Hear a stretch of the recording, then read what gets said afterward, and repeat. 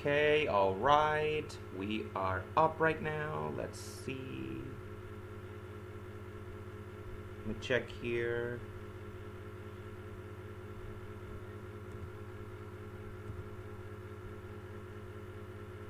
See what's up here.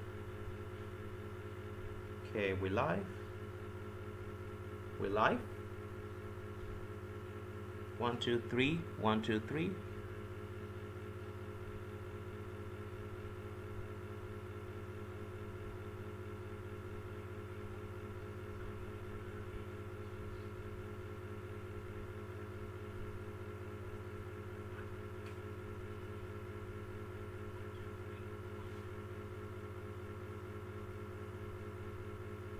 Okay, we're actually live.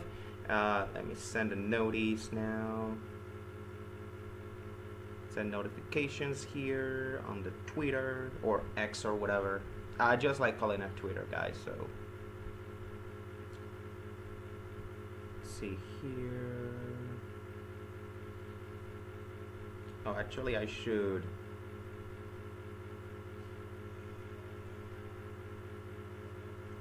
Yep.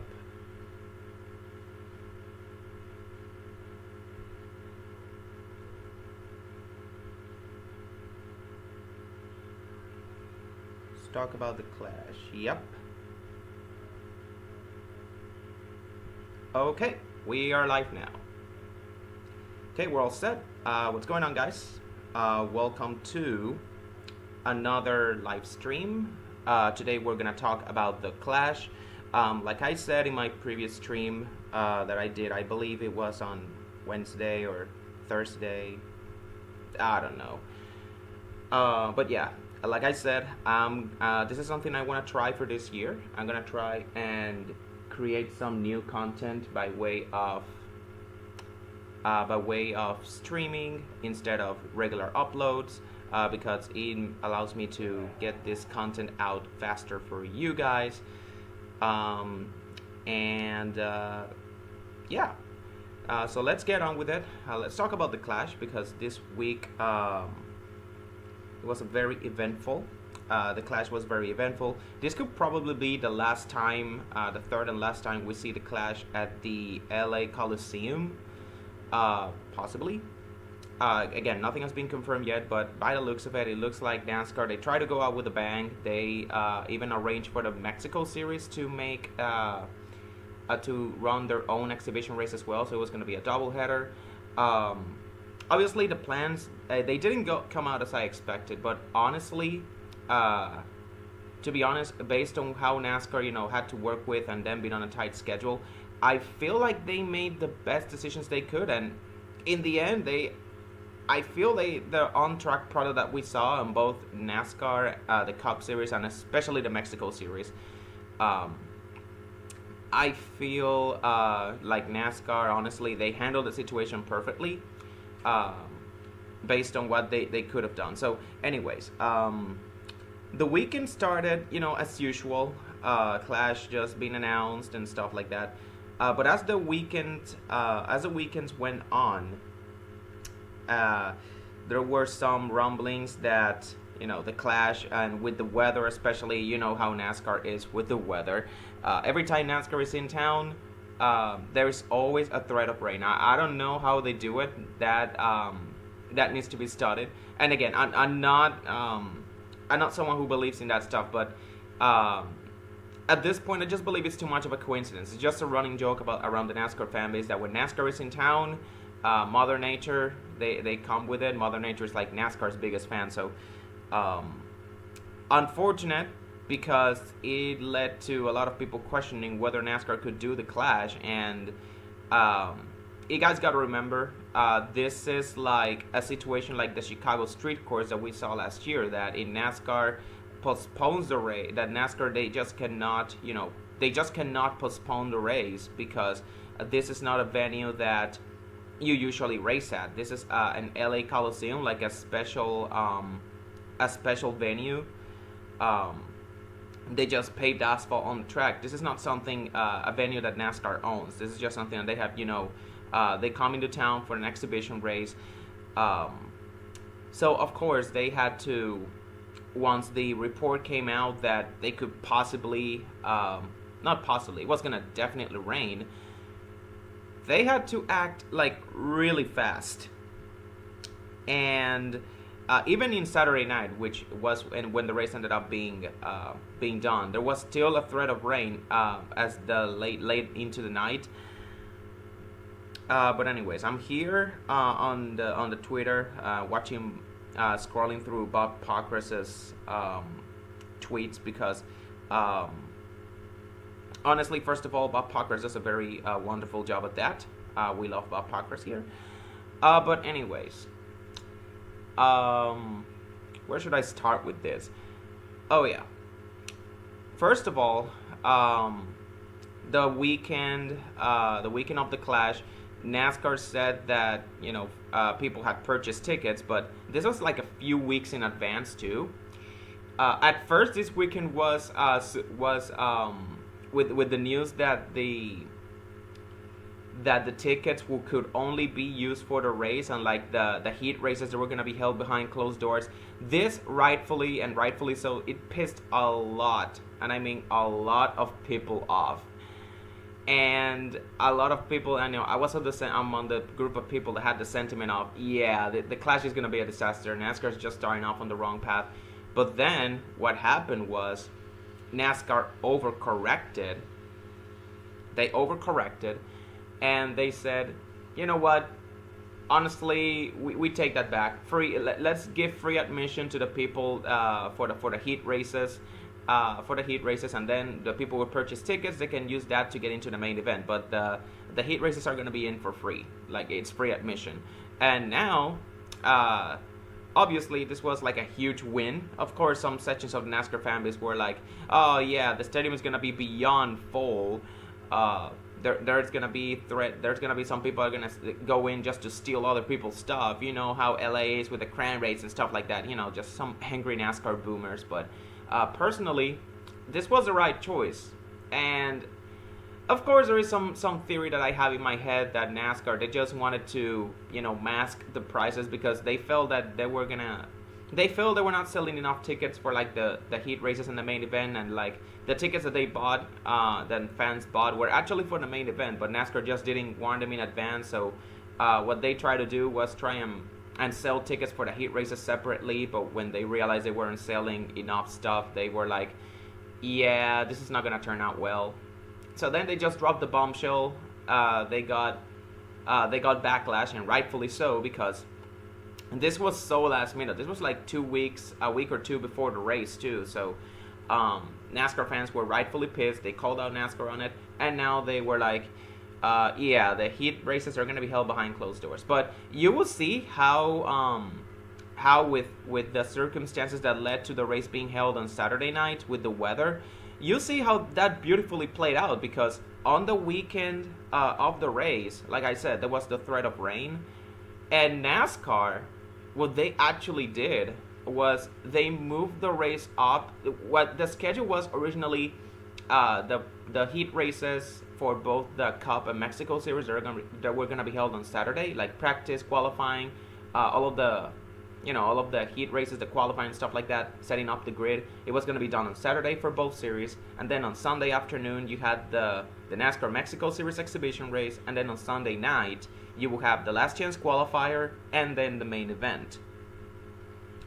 Obviously, with Saturday, with the threat of rain on Sunday, that wasn't going to be done, so they had to push like all of the track activities. They had to be pushed all into Saturday, and they all had to be condensed. Again, like this was so last minute that people, rightfully they were pissed. They were like, people that were expected to make the trip Sunday because they just couldn't bother like going to the heat races. Some people just bought a ticket to go to Sunday. They were just expecting to go to Sunday. Of course, people were rightfully pissed, and they demanded refunds for NASCAR. Of course, that remains to be seen how NASCAR is going to handle that, if they haven't handled that yet. But anyways, NASCAR just it was, and my opinion on that is, it doesn't really matter what decision NASCAR did. Like if they stayed put, they could risk, not having a clash at all, because like I said, this is a Chicago street course situation where NASCAR, they just cannot really, postpone the race. They do not have the leverage to do that like at other tracks like, New Hampshire or Dover, for example, just citing examples of races that were rained out and postponed last year. Last season, for example, the Dover race on Sunday, you can postpone it to Monday. That's fine because, Dover is a track purpose-built for NASCAR. The Chicago street course is not a racetrack purpose-built for NASCAR. It's like you're racing in the streets of Chicago. The LA Coliseum is just like that too. So NASCAR, they just do not have the freedom to say, oh, if it rains out, we just postpone it. No, they just cannot. They just cannot. The moment their time is up, they have to leave the track, and they just have to, all of the asphalt, they have to tear it down and then just leave the Coliseum like it was before they came into town. So this is just like a renting an apartment situation. When your rent is due, you just have to pack up your stuff and leave the apartment just like it used to be. So NASCAR, they did not have the freedom to do that, and of course they had to. They made the decision to push all on-track activities up on Saturday and just like condense it. Like they would have like 2 practice sessions. They would divide all 36 cars into 3 groups, into 3 like groups of practice. Of course, all based on where they finished in the owner points. So like Ryan Blaney was on one group, then Larson, who finished second in points last year, was on the other group. William Byron was on the third group. And then Christopher Bell, who finished 4th in championship points, or the 20 car who finished 4th in owner points, then that he was going to be on that group with Ryan Blaney. And then Denny Hamlin, who finished the 11 car, who finished 5th in owner points. Denny Hamlin will be on the group with Larson. And so on and so forth. So, and then after that, there was going to be qualifying. It was going to be like group qualifying. Only one qualifying session. Like, let's see the format here. See the format for qualifying is, okay, 3 groups, and there will be okay, the 3 groups, there were 2 practice sessions, and then for the qualifying session, it was gonna be a 4-minute session where the groups were the 3 groups of 12. They were split into 6 each, and then those 6 cars would just go on the track for 4 minutes and try to post like the qualifying time. That was the qualifying session. And then whoever posted the fastest time overall time out of everyone was the pole sitter. And the way this worked was the top 22 advanced to the main event, and then the last spot, the 23rd spot, is reserved for whoever is highest in owner points that did not qualify, like did not finish like top 22 in qualifying. So it's a bit confusing, but the gist of it you have to know is there was no heat races, no last chance qualifier. There was just 2 practice sessions and then 1 qualifying session, and then you go to the main event, like just like that. Unfortunately, this meant that,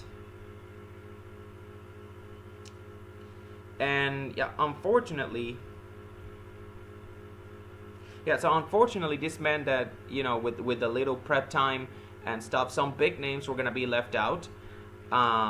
Just like the heat races, where some like big names are left out in the clash, and with only 36 cars competing for 23 spots, some people were just meant to be eliminated. The only guy, and by process of elimination, and if you think about it, the only guy that was locked into the main event by virtue of owner points was Ryan Blaney, because he's the defending champion. It means that if he doesn't qualify top 22, it doesn't really matter, because he still has the provisional to fall back on. So because of that, when you think about it,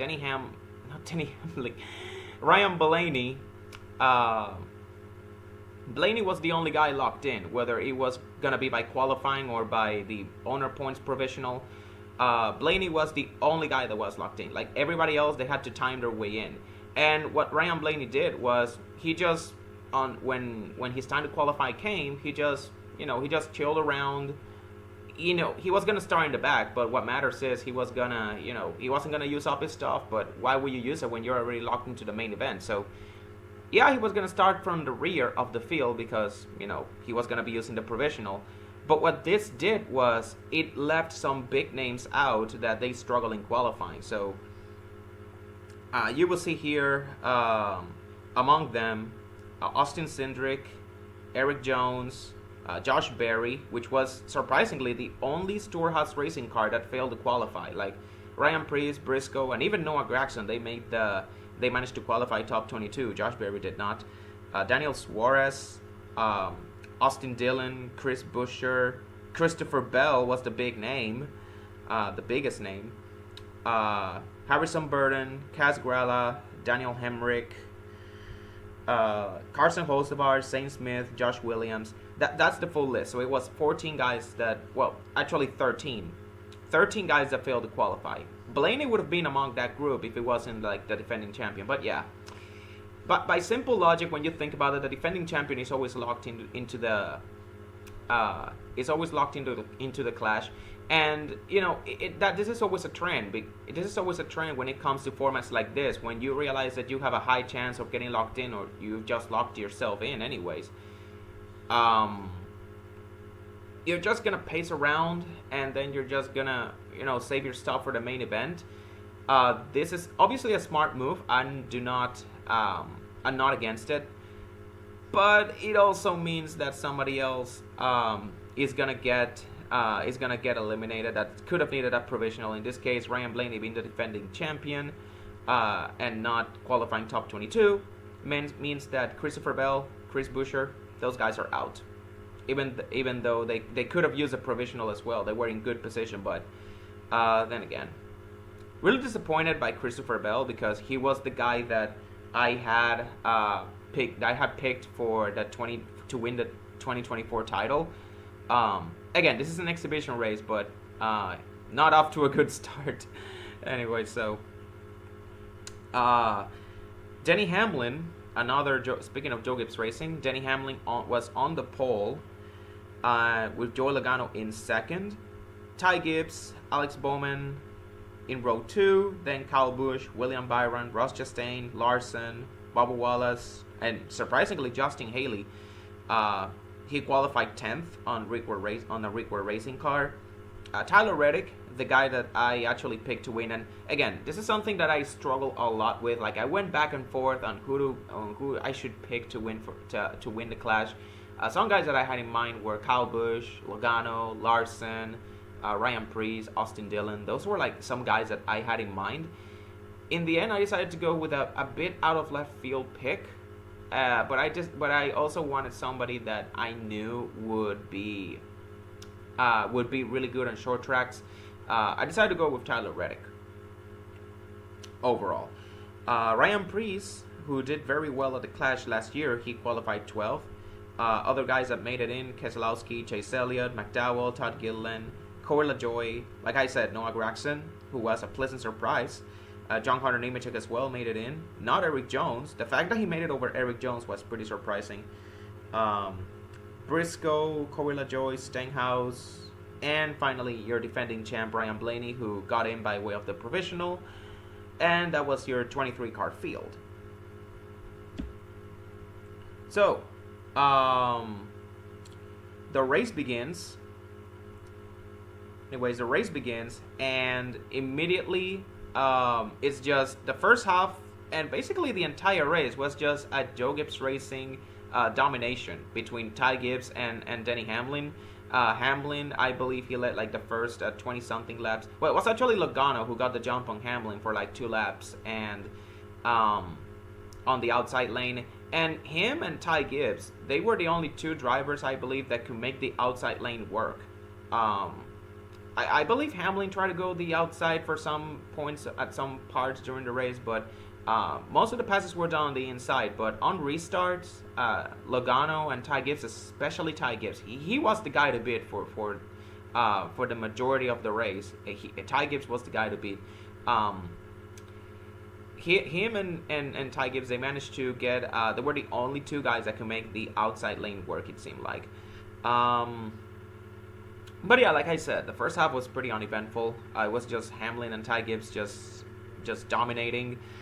The first caution of the race actually came out on lap, I believe it was on lap 70 with, Todd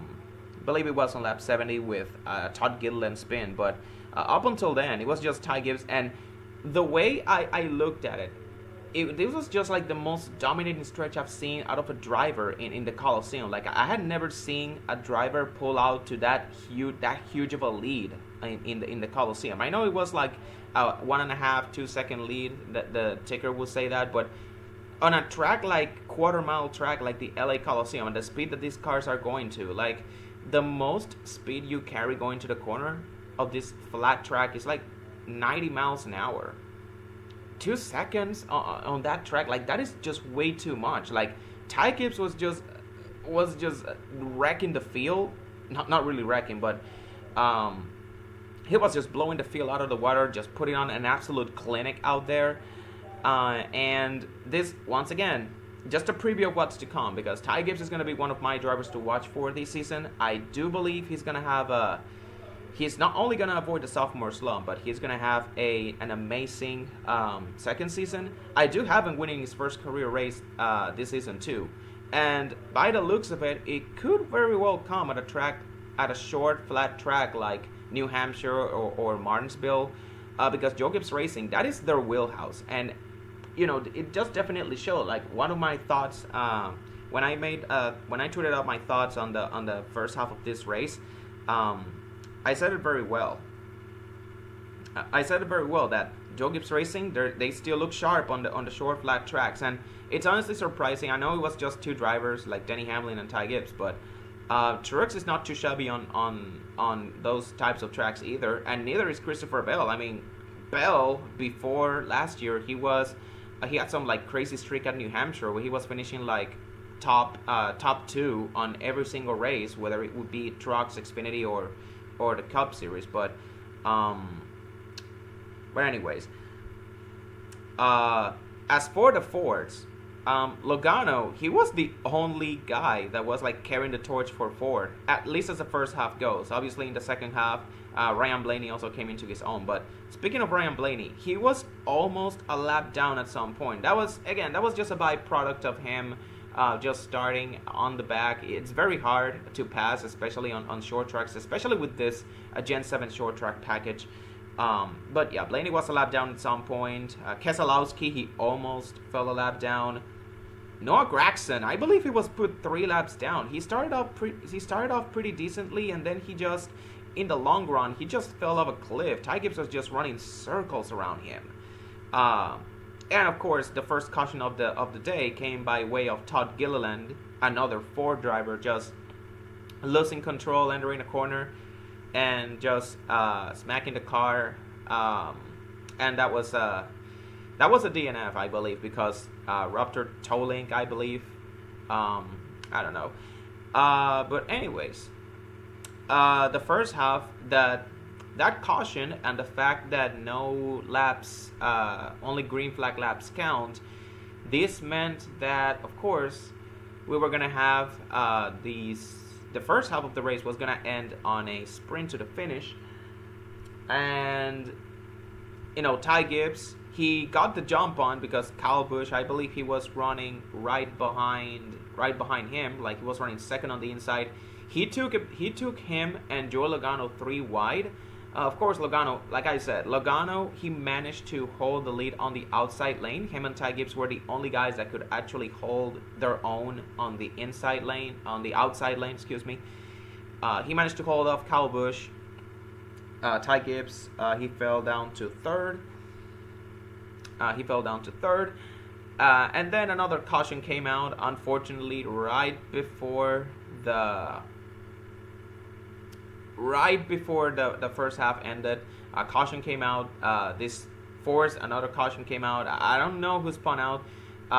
Like I said, this I never really paid attention much to this race because, again, I was at a party with friends, and the fact that the race was rescheduled to Saturday last minute, I was like, yeah, I don't know how much of this race I'm gonna watch. I tried to watch a lot of this race like on my phone, and I actually managed to catch like the highlights. I don't think I really missed much because this race was just like dominated by long green flag runs and Ty Gibbs on the long runs. But yeah, I don't. If I feel like I missed anything, also the fact that that Fox just did a poor job on their broadcast with their coverage and broadcasting like all of the on-track incidents, that didn't really help either. The booth was pretty alright though. Kevin Harvick was a great addition, and Mike Joy, he seemed like more enthusiastic. If only the camera crew, they just like helped, because I feel like at some points it was like Mike Joy was talking about something that happened on the mid pack, some bidding and banging stuff, and then the camera crew was just focusing on Ty Gibbs just pulling away, like just typical NASCAR on Fox. And something that they really missed a lot of stuff because after the fact, and even now today, some stuff that just came out. It just came out during the first half that Ricky Stenhouse, he was just so mad at John Hunter Nemechek. I believe it was just, some bidding and banging. They were running around the back in the first half, I know that, but I do believe Stenhouse, he took some exception to something that happened between him and John Hunter. And he actually went right at him during the halftime break. He took his window net down and said some stuff to him. Like, he straight up took down his window net. He didn't even wait for John Hunter to get out of his car. Stenhouse just went right at him. And a lot of people were like, yeah, NASCAR is back. I was like, bro, I didn't realize it had happened until just a few hours ago when NASCAR posted the clip saying, oh yeah, people were beefing the first half. Like, in just case you missed it, of course I missed it, because Fox, they just didn't do a very good job with their camera stuff. But again, anyways, if they show some stuff, because again, like, I was at a party with friends, so I didn't catch much of the Cup race, and I sure as hell didn't watch much of the Mexico race, which was honestly disappointing because some people on Twitter were saying that the Mexico race, or like the overall sentiment was that the Mexico race was much better than the Cup race, that the cars that they run there are much better suited for a race like at a track like the Clash at short tracks than the Gen 7 car. Of course, talking about the short track package, I do believe the short track package was actually fine. I'm not gonna be optimistic. I don't want to be too optimistic about it, but I saw it was pretty promising. Bidding and banging, some battles on the mid pack. Of course, the leader pulling away, and Fox focusing their entire camera time on that just didn't help. But judging by the reactions of Mike Joy on the booth, there was a lot of action in the mid pack that we just missed out on, which is a damn shame because again, like I said, the short track package, for once, it looked pretty decent. I'm not gonna say it looked good, but it looked good, and this is a very small sample size, but it's not a stretch to say that this was the best race at the Clash. On the 3 years that we've raced at the Coliseum, this year was the best race we've seen of the 3 years we've been at the Coliseum. Of course, that's a very small sample size, especially with this short track package, but I'm being cautiously optimistic. I know NASCAR, they did some changes to their short track package in the off season. Maybe the better racing that we saw at the Clash could be a byproduct of that. Again, it's an exhibition race. I don't really go by what happens during exhibition races. But then again, I was very pleasantly surprised with what I actually saw. A lot of people thought it was going to be a snooze fest. It actually wasn't. Even with Ty Gibbs dominating, there was a lot of action on the mid pack. Ryan Blaney just moving up the field, restart after restart, eventually putting himself in position to win at the very end. But yeah, anyways, back to the racing. The Chevrolet drivers, they actually made some really Well, when I say Chevrolet drivers, I only talk about Kyle Busch and Larson because they were the only drivers that were like making moves on the restart, especially on the inside line, like taking people 3 wide. Kyle Busch did it on the first restart. Then on the second restart, the one lap shootout that ended the first half of the race, Kyle Larson, he took Kyle Busch and Ty Gibbs 3 wide because he got restarted, and he did this from the 5th spot, and he finished second. He went from 5th to 2nd in 1 lap, and at the halftime break he was like scored 2nd. Like, that was just some unbelievable stuff we saw from Larson on that 1 lap. Then of course the aforementioned halftime break. I already talked about the Nemechek and Stenhouse stuff that I didn't even realize happened until NASCAR just randomly posted the video today. And again, see here. Oh yes, the halftime break. Machine Gun Kelly was supposed to do a concert, but unfortunately, as you might have guessed, because of the rescheduling, this unfortunately meant that Machine Gun Kelly, the concert was canceled, the halftime break was canceled, and we just had 30 minutes of drivers doing, 30 minutes of nothing. Like, again, I understand like the halftime break was necessary because drivers so that they can work on their cars, refuel for the second half, but like, was a 30-minute break really necessary? I feel like a 15-minute break would have been more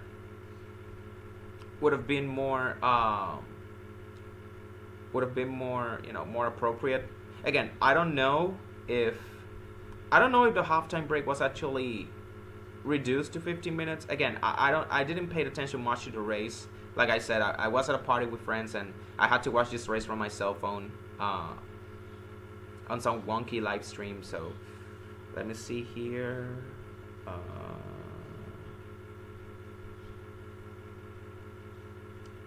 Okay, so there was no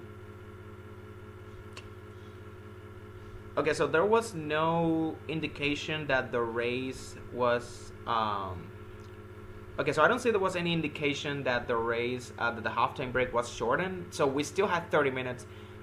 If there is no entertainment to cover the time, like, I understand that drivers, they have to work on their cars because there are no live pit stops on this track. Like, you have no space for a pit road, so of course there will be no live pit stops on a quarter-mile track. That I understand that, but with that being said,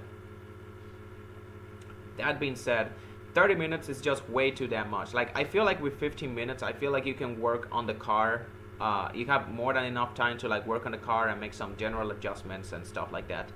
But anyways, a second half of the race begins, and immediately we have like some 2 quickie yellows for Chastain, a spin from Chastain, then a Bubba Wallace spin with Chase Elliott hitting the wall with suspension damage, and those two cautions, I immediately thought back to the 2023 truck race at Phoenix. Like, I had some PTSD stuff. I was like, please don't do this. Especially since you gotta remember, the green flag laps, only the green flag laps count. So if we have a lot of cautions, we would have never gotten like past lap 100 until like freaking midnight.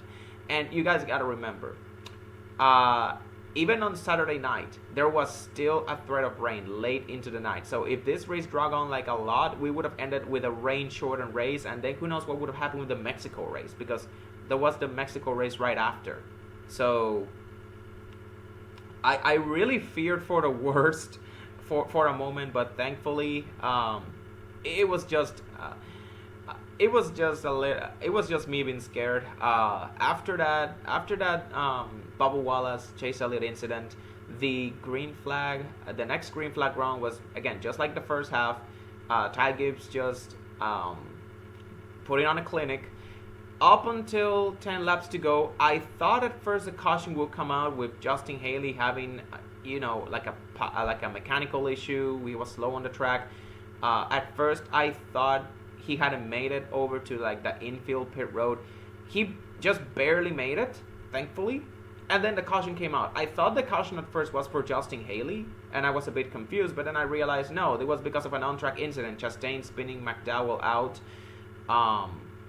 So this obviously meant that there was gonna be a restart, a 9-lap sprint to the finish, and once again, just like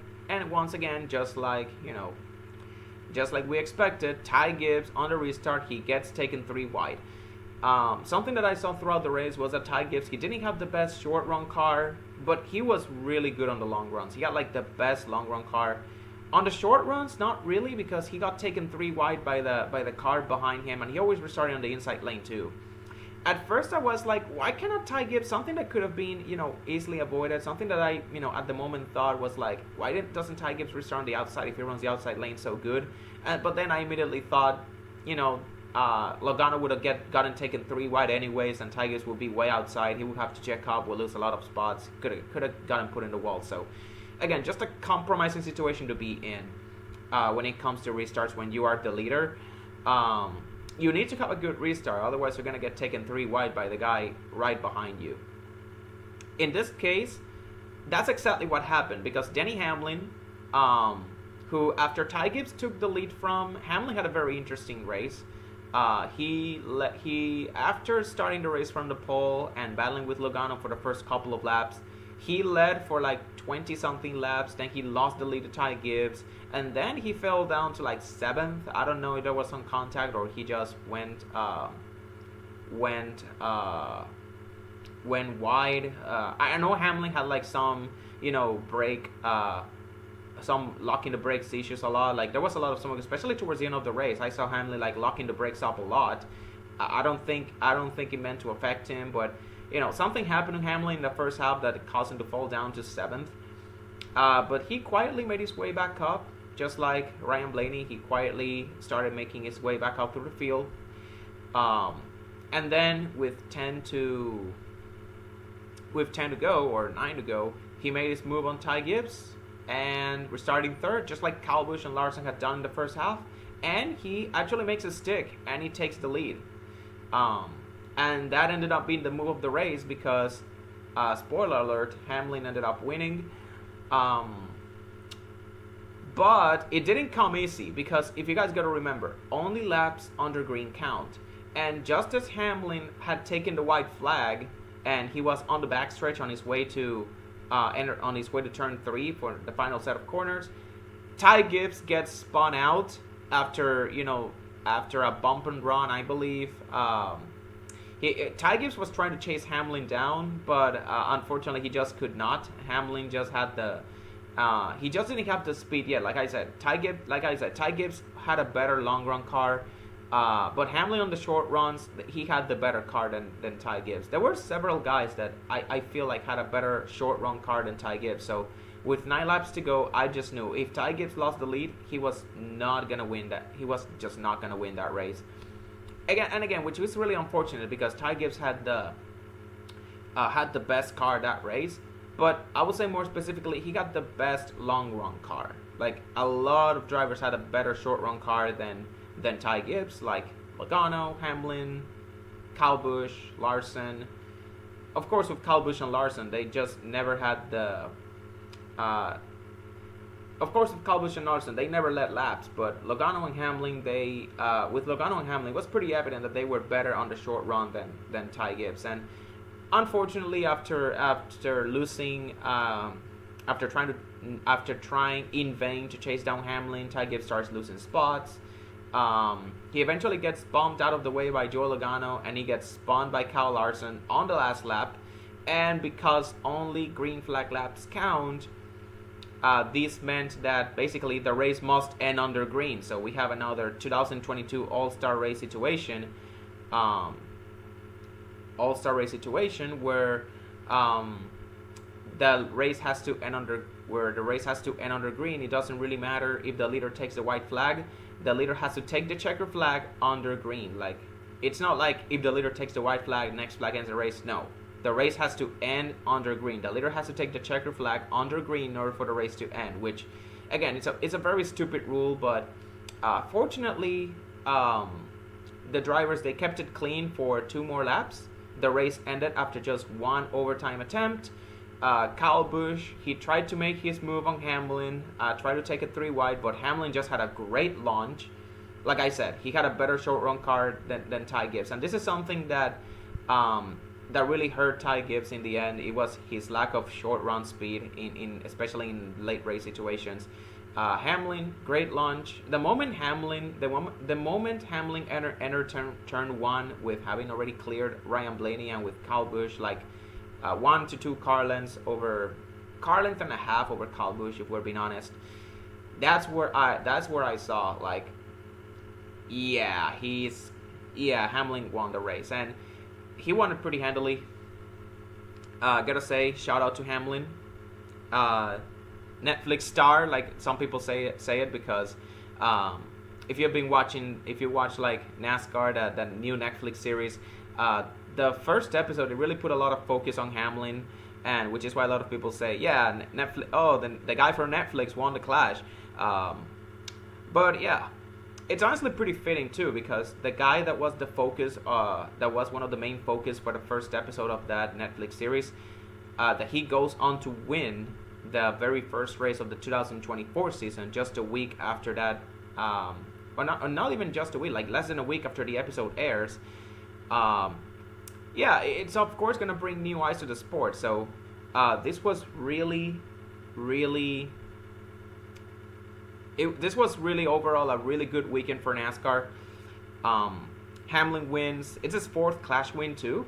The first one at the Coliseum. If you remember, Hamlin won 2006 edition of the Budweiser Shootout, then the 2014 when it was called the Sprint Unlimited, 2016 too. This is his 4th win at the Clash, and his first one at the Coliseum, and probably the last time NASCAR races at the Coliseum too.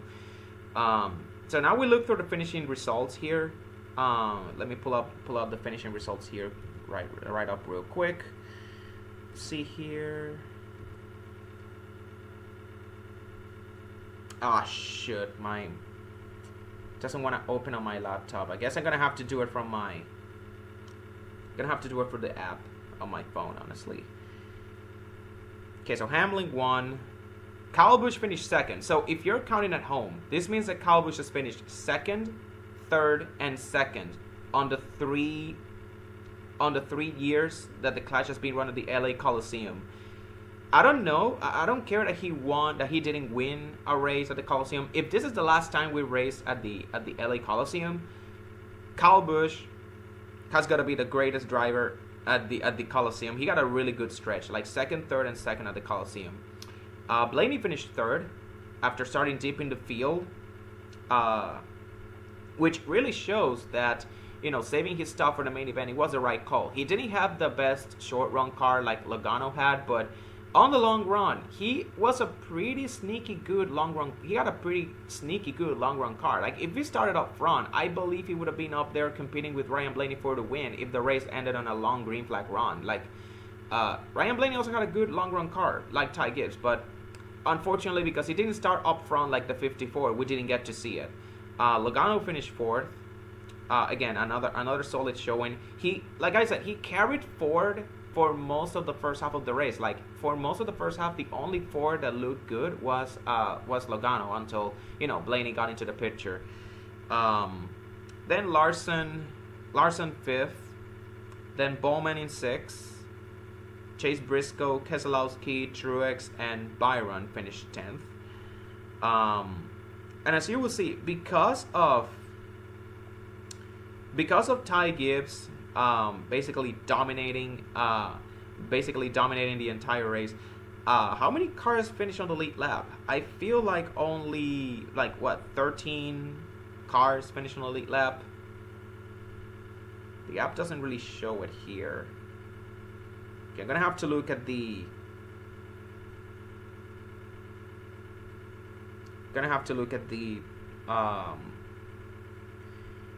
race report here. No, 11 cars. Only 11 cars finished in the lead lap. Just to show you how much Ty Gibbs was dominating this race when it was like long green flag runs. Ty Gibbs ended up putting half the field a lap down. And yet the race ended up being pretty good. This goes to show you guys.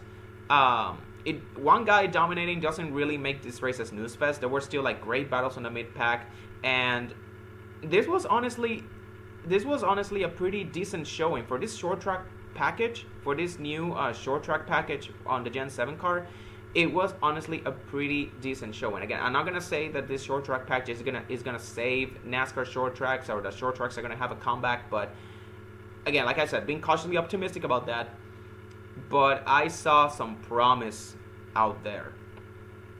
I saw a lot of promise out there. So anyways, let's see what else we have here. Let's see here. What other thoughts do I have on this race? Okay, let me review my notes again. Here. Okay, so some key takeaways that I have for this race. Joe Gibbs Racing, they're still the team to beat on the short, flat tracks. Again, like I said, Martinsville, New Hampshire, Pocono, Phoenix too. Phoenix is a very short, flat track. Those type of tracks, Joe Gibbs Racing and Toyota, they're still the team to beat there. Ty Gibbs, especially Ty Gibbs, I'm going to be looking an eye out for him on Martinsville, Loudon at Pocono. For those of us fantasy players that play NASCAR Fantasy Live, I think you should definitely start considering Ty Gibbs for one of those, every time NASCAR comes to town for one of those races, Martinsville, New Hampshire, Pocono, those short, flat tracks. You should definitely consider Ty Gibbs on putting Ty Gibbs on your lineup there. But yeah, again, Kyle Busch 3 for 3 on the top 3 finishes. Like I said, second, third, and second. And just me being cautiously optimistic on short tracks. That's again just pretty good. Now let's talk about some stuff that happened in the post race, because John Hunter Nemechek and Stenhouse, that wasn't the only beef that happened during this race. We also had like Tyler Reddick, Ross Chastain late in the race. I believe it was. Oh no, this was like.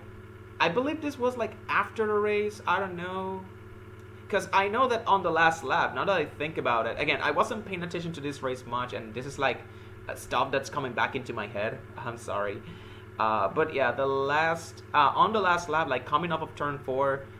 Denny Hamlin, as Denny Hamlin was taking the checker flag, Bubba Wallace, I believe he spun out again, or I don't know exactly who spun out, but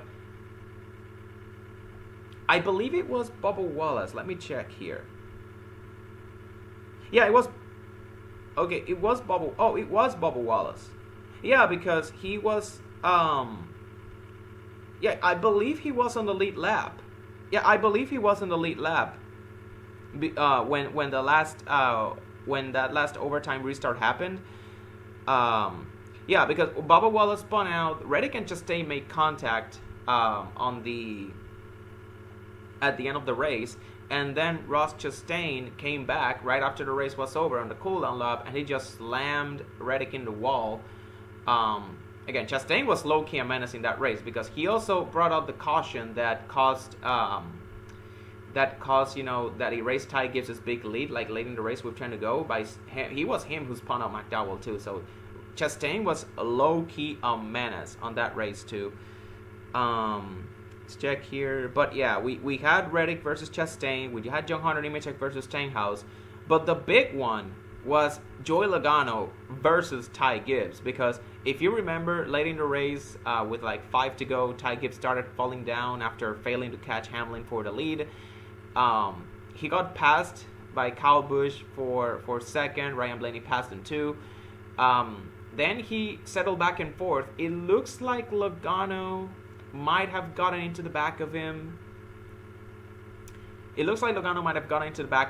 Running him pretty aggressively.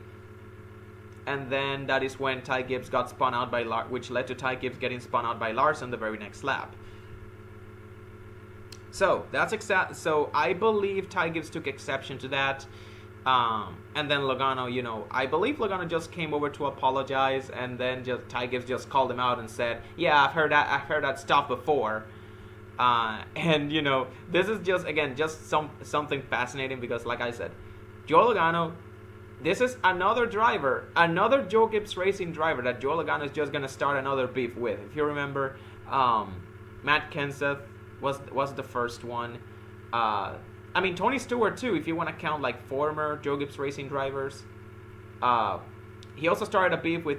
He also had like Martin Truex Jr. angry. He also got him angry like 2016. I know Truex wasn't a Joe Gibbs Racing driver yet, but this was back when he was racing for Furniture Row. But Furniture Row was already a Toyota team by 2016, by the time Logano got into his beef with him. I know Cole Pearn even said some things to Logano on Twitter, I remember that. So, you have Stewart, Kenseth, Truex, Kyle Busch, Hamlin, and now Ty Gibbs.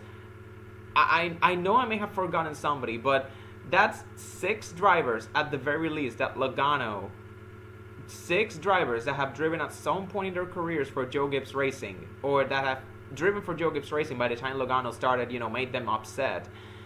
That's 6 JGR drivers, past, present, or future, that Joey Logano has gotten into some kind of beef with. And it's just fascinating because Logano was a former Gibbs driver himself, and also because Ty Gibbs just Ty Gibbs just calling him out. It's gonna be interesting, and the fan reaction, it was just very interesting. Logano and Ty Gibbs are 2 of the more polarizing drivers in NASCAR. Either you like them or you don't. So when 2 polarizing drivers like Logano and Ty Gibbs, they just get into it. It's honestly fascinating just watching the fan reactions. I'm just like. Some people siding with Logano, some people siding with Ty Gibbs. It's like, wow, Ty Gibbs is making me root for Logano, or the other way around. Joey Logano is so unlikable, he makes me root for Ty Gibbs, and I hate it. And then you got some people saying, personally, you got some people saying stuff like, fuck both of them. Screw them both. I just hate both of them. So, honestly, you got like a mixed bag of those situations. Personally, my own take on this situation is, it's just pretty good to seeing Ty Gibbs just stand up for himself. I also saw a tweet back in 2010, about the whole Ryan Newman Joe Logano incident, an incident that they had on the track at like fall Michigan not really fall Michigan, like the August race in Michigan in 2010, if you remember, when Ryan Newman and Joe Logano got into it, and then Newman confronted Logano in the post race. He even got a bit physical with him too. If you remember, Logano, 2010 was the season where Logano started like standing up for himself, and that was his sophomore year too. It all started with him confronting Kevin Harvick at Pocono after he spun him out late in the race. We're starting to see the same thing with Ty Gibbs. And Logano was a Joe Gibbs Racing driver too, so it's just fascinating seeing the parallels between Joe Logano and Ty Gibbs, where like Logano he stood up for himself. There was a time where Logano, he had to stand up for himself, like Ty Gibbs is doing right now, and Ty Gibbs is standing up to the guy who actually stood up for himself, like 14 years ago when Logano was Ty Gibbs' age, like in his early 20s. It's just fascinating how like what comes around, because Logano is now on the other side. Logano is now the veteran, and the rookie that he just got into an incident into is now, standing up for himself, just like Logano did back in 2010 when he was a young driver too.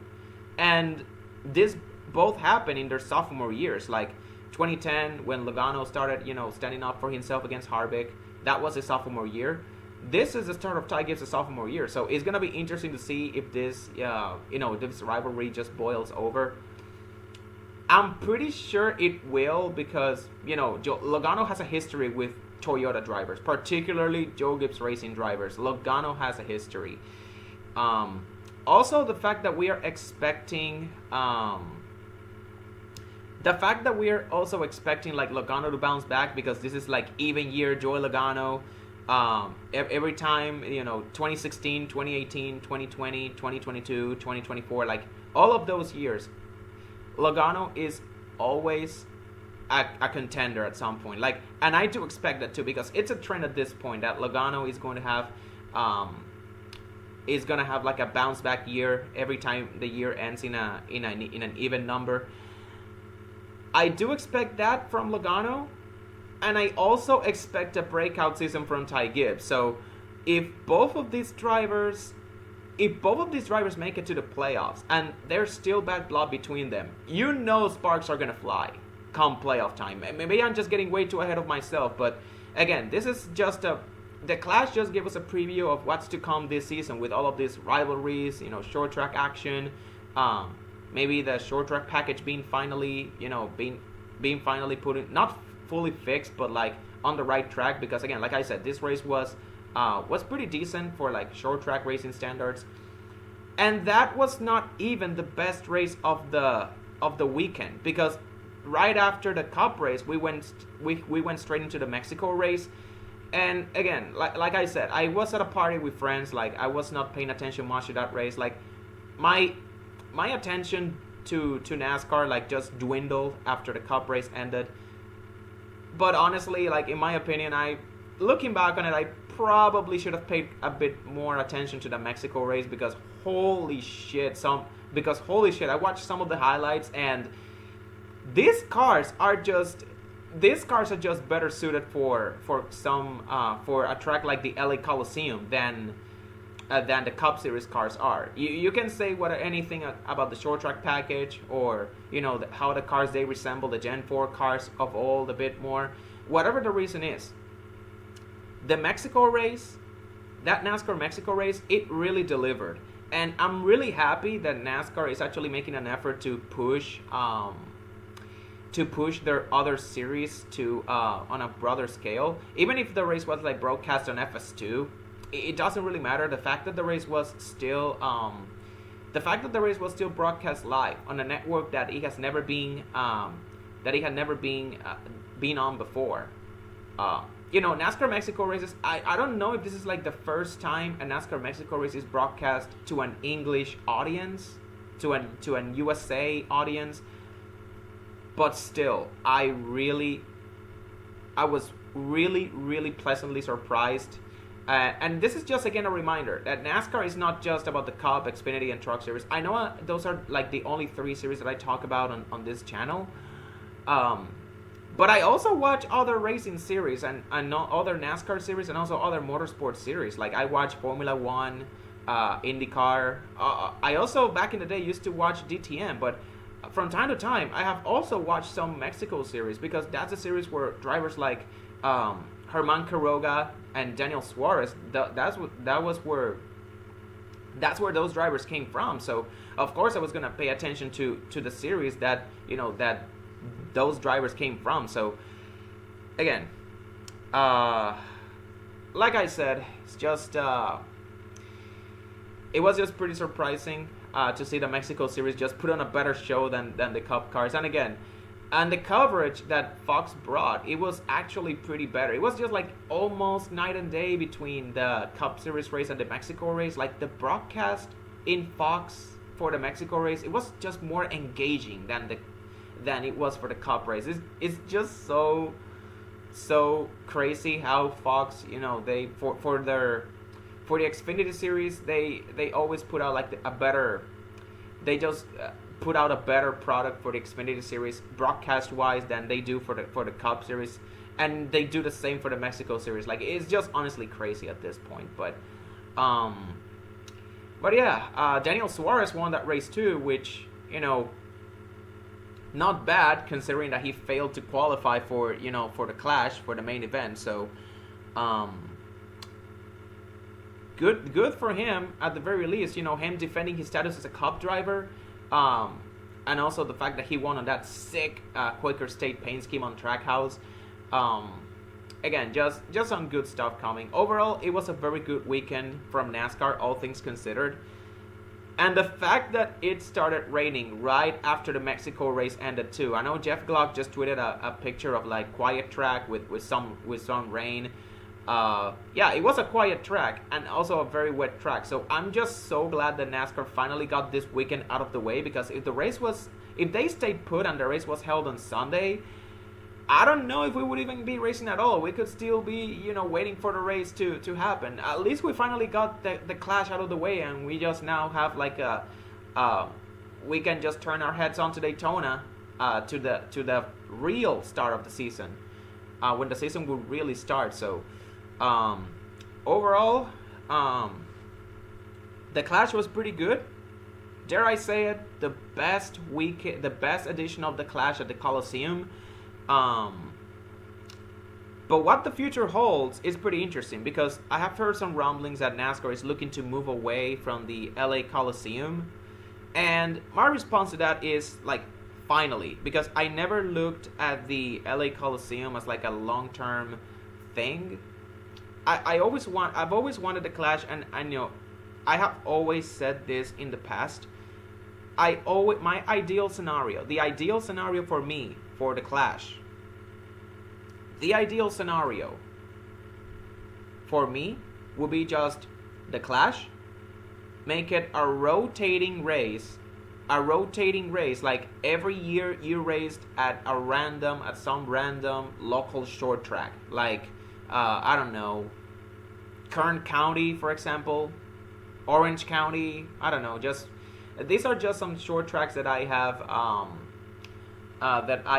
just randomly pop up in my head. Stafford Springs, some tracks that the SRX has been into. Now that the SRX series is no more, at least for the time being, now that the IROC series is back, this also opens the door for NASCAR to like try out the Clash, try out racing at some random local short track for next year's edition of the Clash, and then you go every year, just go from there, and then don't just stay like 2 to 3 years, just every single year, just make it over to just race at some random local short track.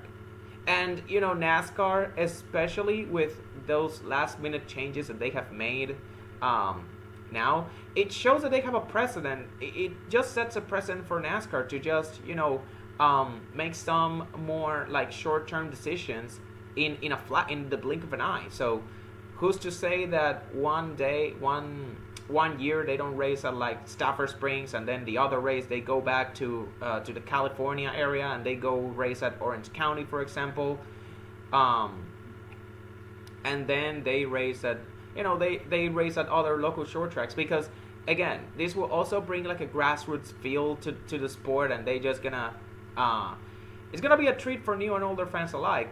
It's like, it brings new eyes on the sport, and it also brings like older fans like some sense of nostalgia, like, oh yeah, this is how NASCAR started. They started on local short tracks. This is how drivers started their careers on local short tracks. It's just a very good it's the best of both worlds that you get for NASCAR if you just make the Clash a rotating venue every year racing at a different local short track. So yeah, that wraps up my thoughts on the Clash. Anything else I want to add? I mean, the new Toyota Camry, it looks pretty good. That's what I said. And I'm not just saying that because it dominated. The new Toyota Camry, the main complaint people had when it was revealed was just like the nose of the car. But I feel like some of the cars, like most of the cars, they have really played into that, like design wise, especially that Christopher Bell Mobil 1 car. That looked to be like that was the best paint scheme of the Clash. It's such a shame that it failed to qualify, because that paint scheme was one of the most beautiful paint schemes of the 36 car grid that was going to be racing on the Clash. The Mustang looked good, but the fact that the blue Ford logo is missing from the hood of the hood of the car, like the little blue oval Ford logo is missing, that's gonna take a lot of getting used to.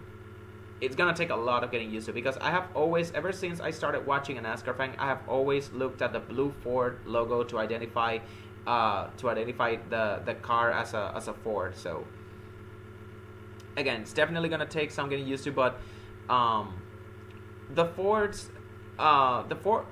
may still have some work to do, especially considering that Logano and then later on Blaney were the only Fords that they look good for like a huge portion of the race. I know some other Ford drivers like Briscoe ended up finishing in the top 10, but then again, it looks to me like Ford is gonna still be the weakest of the three manufacturers. Hopefully the gap between them and the other two is shortened because I really like Ford, and I really would love to see them succeed. Like, Ford is my favorite manufacturer. It's my favorite manufacturer of the three, and I know this is something weird for me to say because I'm a Kyle Busch fan, and I'm a Kyle Busch fan, and Kyle Busch has never driven a Ford aside from 2001, where it looked like he was gonna be like Roush's next big prospect. But Kyle Busch has never driven a Ford. Yet I am a Ford fan. So yeah, I'm just a very unorthodox NASCAR fan. That's just what that's just how I consider myself. But anyways, we finally got the Clash out of the way. So now let's just enjoy some 2 weeks out, a little 2-week break. Playoff predictions. You can expect that like in the next week or two. They're definitely gonna be posted before the truck race at Daytona goes green, and I'm also gonna try and get them live streamed because, like I said, live streaming allows me to get content out faster. So I'm gonna try. I really want to make this work. So overall, you can expect that video or that live stream, whatever comes first. Sometime in the coming week or two. It's definitely gonna be the Friday. It's gonna definitely be before the Truck Series race goes green, definitely. But yeah, that's all of my part, and on to Daytona. See ya.